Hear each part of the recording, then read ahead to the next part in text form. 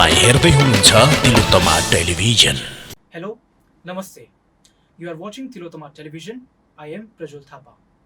Once Nelson Mandela said, education is the most powerful weapon you can use to change the world. But when it comes to education, we all have different perceptions.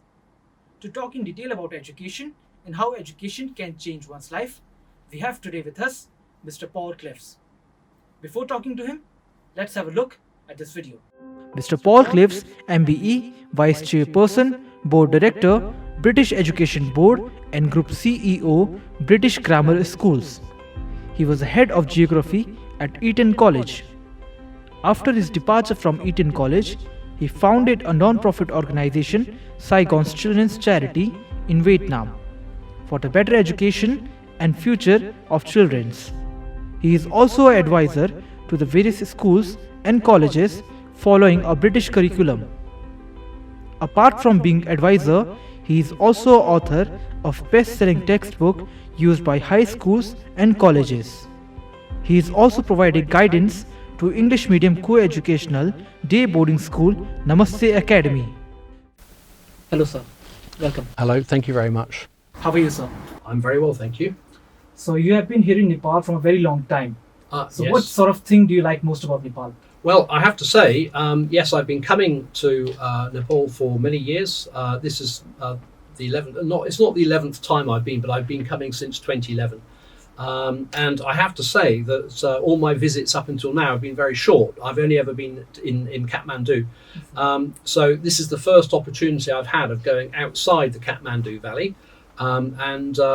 One thing I particularly like at the moment is the weather. The weather is absolutely superb. It's sunny, it's cool, it's not too hot, it's dry, it's not too windy. So the weather, for an Englishman, that's important. So the weather is great.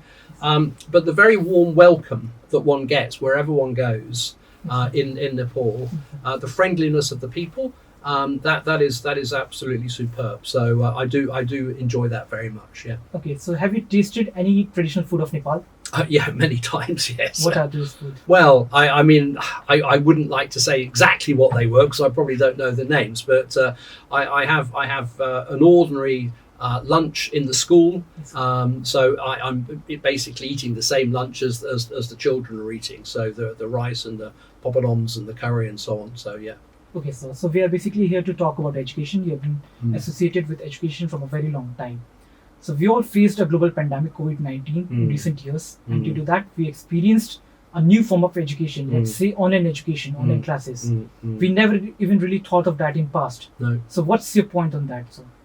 Well, I mean, it's a tragedy, basically. It's a tragedy because online teaching, no matter how good the technology may be, is nothing compared with face-to-face teaching.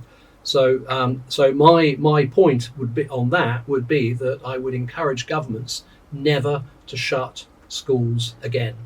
Children do not die from COVID, and to take children away from school is scandalous. Children should be in school the whole time. Sweden didn't shut its schools once. Switzerland shut its schools for 2 weeks. So every week a child is away from school, they are losing out on their academic and their social formation. So I'm not an expert on online teaching at all. And of course, if the schools are closed, it's the best thing we've got. But I would simply say that it's not anything like as good as face-to-face teaching. So what do you think we'll be able to see those kind of online classes in future too? I hope not. No, I mean I hope that governments will realise that closing schools is unnecessary. It does not stop the pandemic. Children don't generally speaking, children don't get ill from COVID, and they certainly don't die from COVID. So to stop children from going to school is something that should be done as a very last resort. But I hope they don't do it again. So basically, if we talk about education, the basic education starts from home, where a child adopts many things from their parents. But as soon as the child starts growing, parents focus more on competition rather than the actual education. Your views on that, sir? Well, I've just come from the Namaste Academy, and I visited a number of schools on this trip to Nepal. Yesterday, I saw a school, and the owner of the school convinced me that kindergarten teaching was not a good idea. He said children should stay at home until they're 5 years old. So he only enrolled children into his school in year one. Today at Namaste Academy, I suggested this idea to them, and the lady in charge of kindergarten teaching spoke up very eloquently, and she gave us all a very long list of good reasons why children should be going to kindergarten at an early age. Not only for their academic development, but their social development. She said their manners improve, their language improves, their communication improves, their ability to feed themselves improves. All these things improve. And I have to say that she gave us a very good briefing as to why you should have kindergarten teaching. I myself only went to school at the age of 5. I don't think it did me any harm, but what this lady was saying, I thought was very convincing. So yeah, I mean, obviously parents have a very important role in educating their children, and we know for a fact that if parents do not support education, their children will not do very well. You can have the best school in the world, but if the parents are not supporting their child's education, then that school is not going to be able to achieve as much as it might otherwise do. So yes, I clearly education is the responsibility of the school, but very strongly supported by the parents. You just mentioned about school. So basically what happens is in school, teacher focuses more on bookish knowledge and they tend to complete syllabus faster. So what do you think that, how much important role does a teacher plays? Well, for me, the role of the teacher is to instill a love of the subject. I was a geography teacher, and I love geography.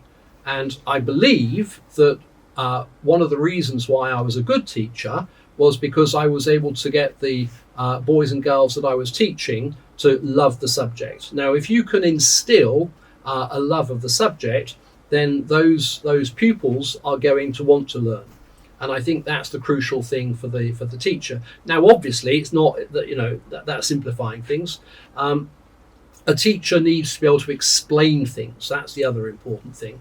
They need to be able to explain things in simple terms.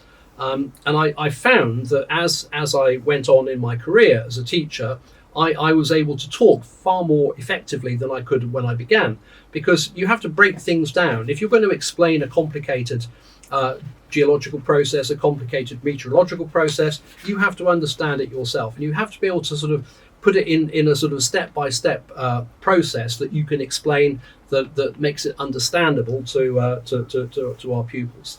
So I think that for teachers, yes, instilling a love of the subject, instilling a love of learning, and being able to explain the complexities to their students. So those are the crucial things. Not many people know that the current Prime Minister of United Kingdom, Boris Johnson, and former Prime Minister of United Kingdom, David Cameron, were your students. So can you please tell us about that? Well, yeah, I can. David Cameron read geography, so I taught him geography. That's true. He was a very hard-working boy, and yeah, I mean, he went on to Oxford University. I think he read PPE at Oxford, but there's no doubt that he was an enthusiastic geographer. Boris Johnson, who is the current Prime Minister, I didn't actually teach him. He was in college, and he didn't do geography apart beyond GCSE. I said, no, I doubt he even did GCSE. So I didn't actually physically teach him, but he was very much a presence in the school when I was there. That's right. So do you feel proud when your students, they've been elected as a Prime Minister of UK? Well, yes, of course you do. I mean, it's quite a notable thing, isn't it? That, but not necessarily just becoming a Prime Minister. And to be honest, far more of the people I've taught have gone on to make fantastic careers in the cinema or in the theatre. So whenever a pupil of yours distinguishes himself, and that is a source of pride, and one is always keen to follow the progress of one's pupils in their professional career. So yeah, that's a great thing for a teacher. And actually, the thing for a teacher is to see that your pupil going on to do better than you did. Yes. So you know, you have planted some seed of knowledge in them, and they've gone on and they've made a great success of that. So that's encouraging. Yeah. So basically, this current era, if we talk about, it's full of technologies, right? So according to you, Google or any other search engines is a positive or a negative thing for students? Well, yeah. When I was teaching, there was no Google. There was no internet, and okay. So you call me old-fashioned. I'm slightly inclined to think it's not altogether a good thing. It's too easy to look things up. And people are far less likely to read a book. Yes. And I think a lot of good knowledge will come from a book. A good understanding comes from a book. Anything you pick up on your smartphone is superficial. It's just a fact. You know, I want to know what's the altitude of Kathmandu. Oh, it's 1,400 meters. Yeah, okay, I've learned that. But everything you're going to learn is going to be, in a sense, quite superficial. And I think that reading books is, whatever the book, whether it's a technical book or whether it's a literature book, I think reading books is of paramount importance in developing the brain, developing sort of communication, linguistic skills. And I think you will find that a lot of the kids today are not very communicative other than by, text message, WhatsApp and all the rest of it. So yeah, I'm not, it's not going to go away. We have to learn to live with it. But if you ask me if it's a good thing or not, well, yeah, it's not that good. So is education all about printed text? No, it's not all about printed text. But what I'm saying is that printed text, I think, is something that's going to help you to fully understand the subject, which you're not going to do by looking at a computer screen. So would you like to mention about your education service at Eton College? Well, we've talked about that, haven't we? We've talked about some of the people I taught. I mean, Eton College is a fantastic school, and I was saying just the other day, yes, one of the really impressive things I think about Eton is all the non-curricular activities. So it's got several very good theatres and wonderful art schools. So music and drama and all of these activities, sport. Eton flourishes at sport, so I think it's the out of school extracurricular activities which I think that when a boy looks back on his time at Eton, those are going to be the things that he remembers. So would you like to share some of your fondest memories with our late King Dipendra and his royal family? Well, yes. I was very fortunate in knowing Crown Prince Dipendra. And he was a very remarkable, he was a boy, he was a very remarkable person. So yeah, indeed, I'm honoured to have known him, and I'm very honoured to have taught him. And I taught him, quite a lot because he did A-level geography. And he was one of those people who, as I was saying earlier, had a love of the subject. He really loved geography. And so it was a great privilege to be teaching somebody like Crown Prince Dipendra. So yeah, I was very pleased to have had that opportunity. Now, describe some realistic reasons why British education system in schools and colleges is considered as the world's best. Well, it's interesting that you should ask that, because I was just told the other day, I had a meeting with the British Council here in Kathmandu, and the British Council represents Cambridge University, the examination board. So anyone who is doing an A-level in Nepal, the whole administration, everything is channeled through the British Council.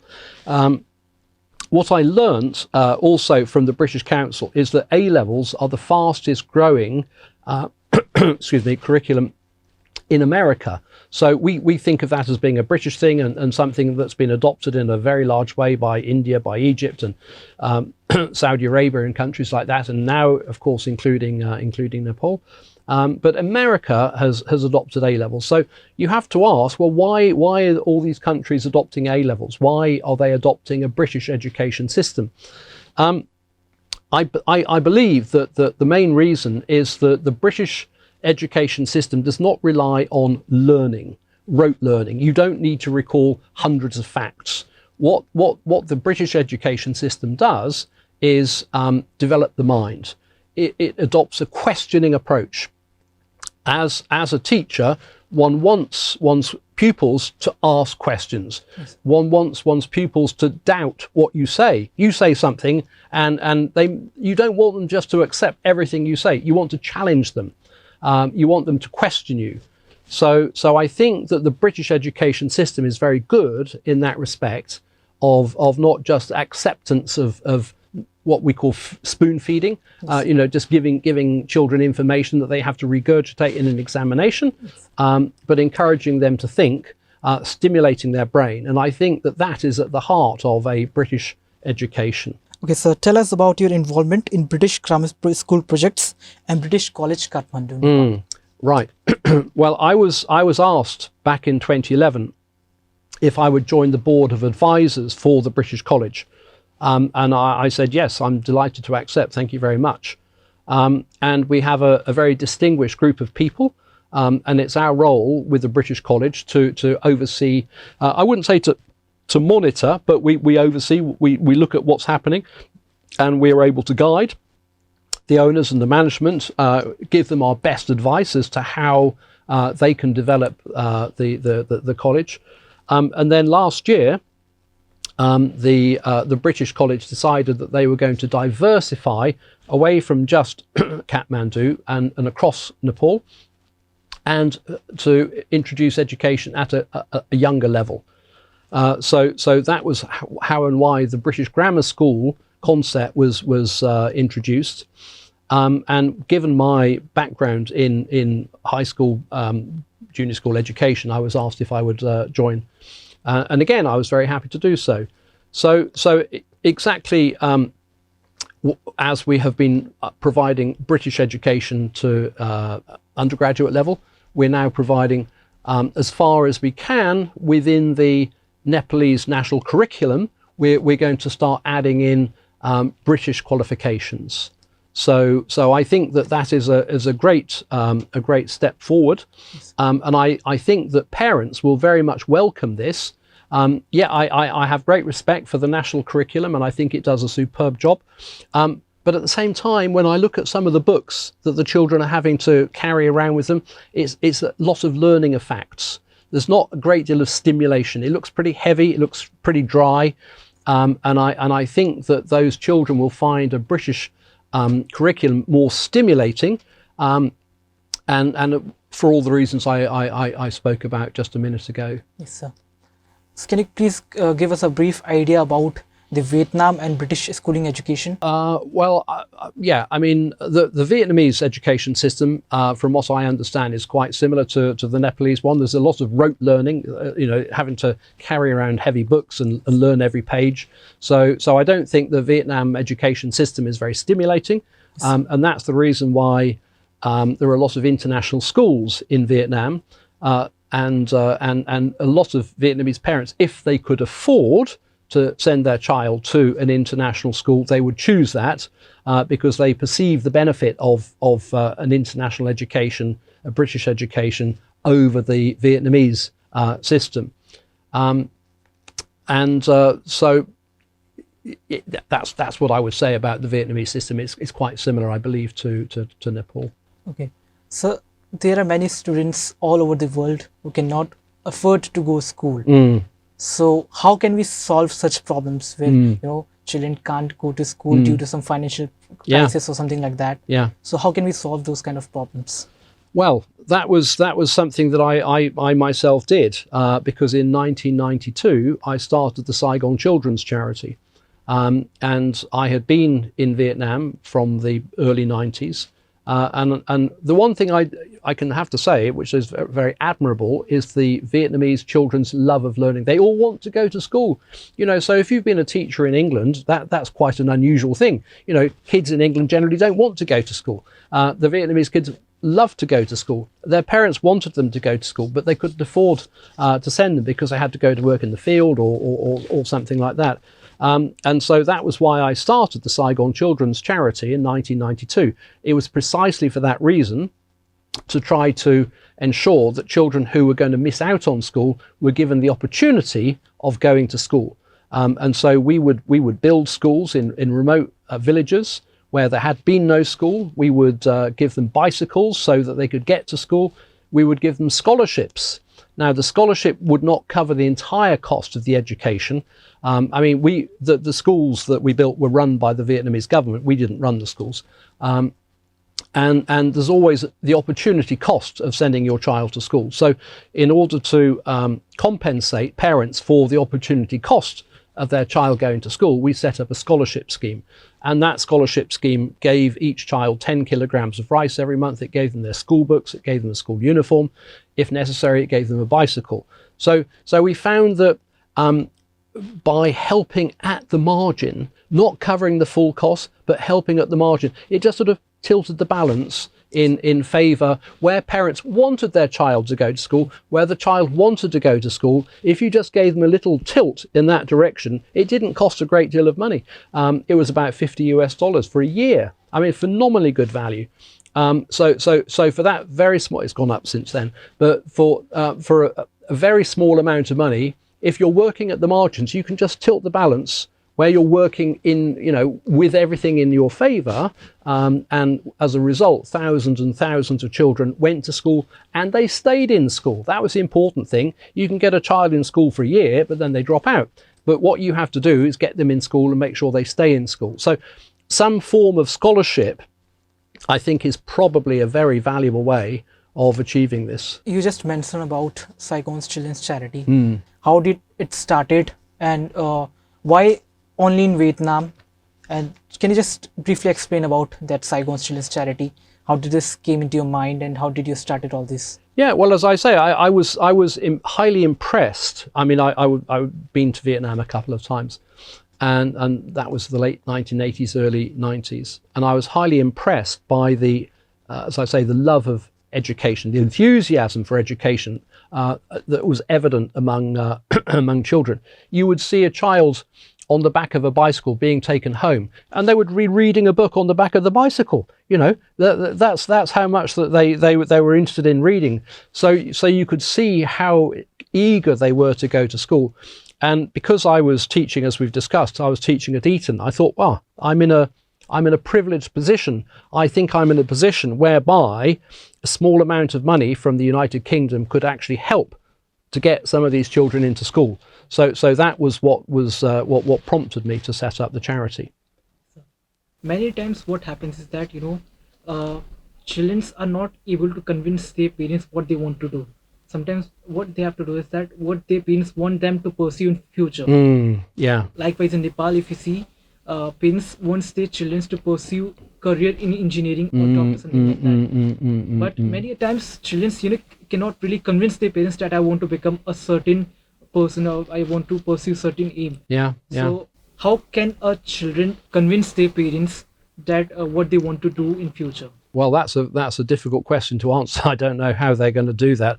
I mean, one would only encourage parents to listen to what their children say.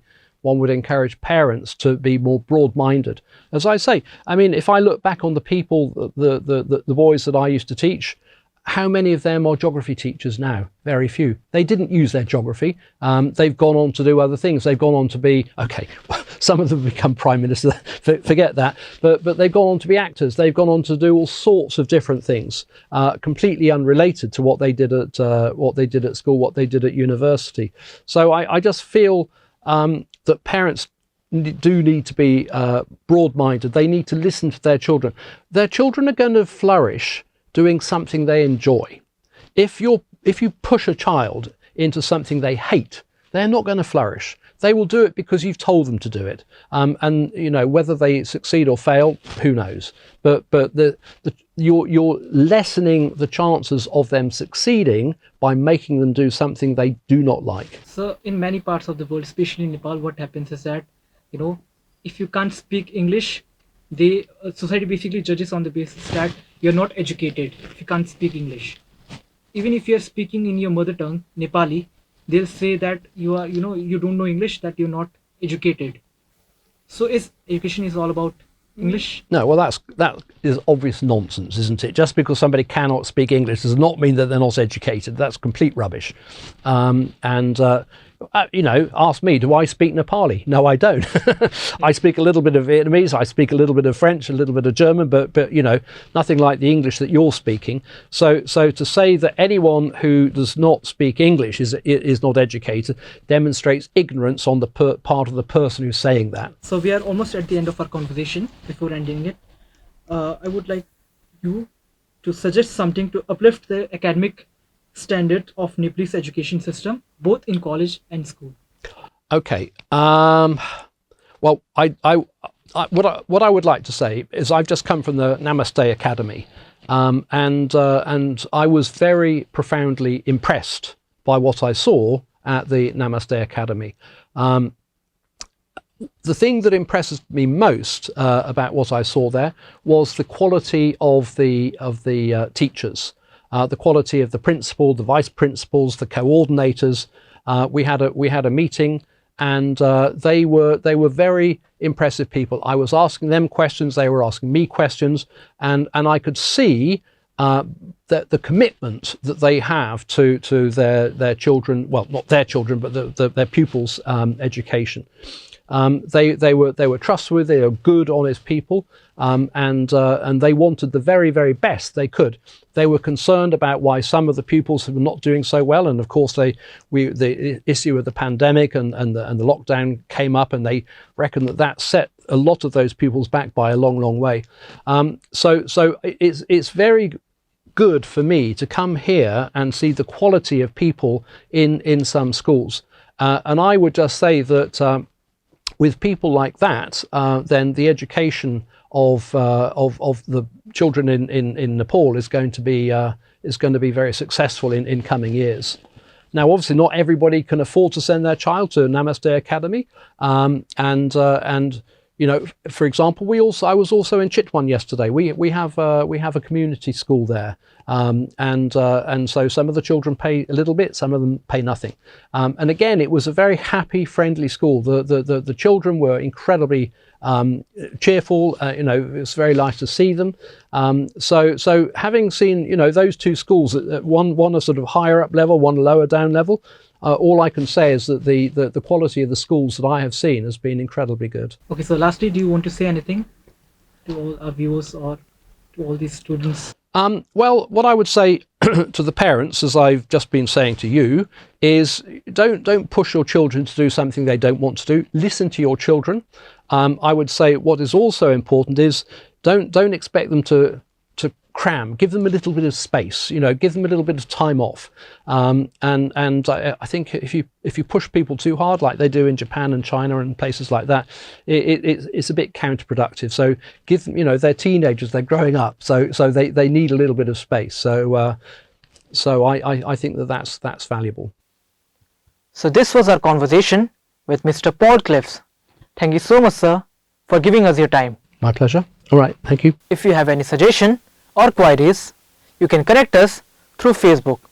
Our Facebook page is Tilotama Television. Until next time, I am signing off. Stay safe and keep watching Tilotama Television. Namaste.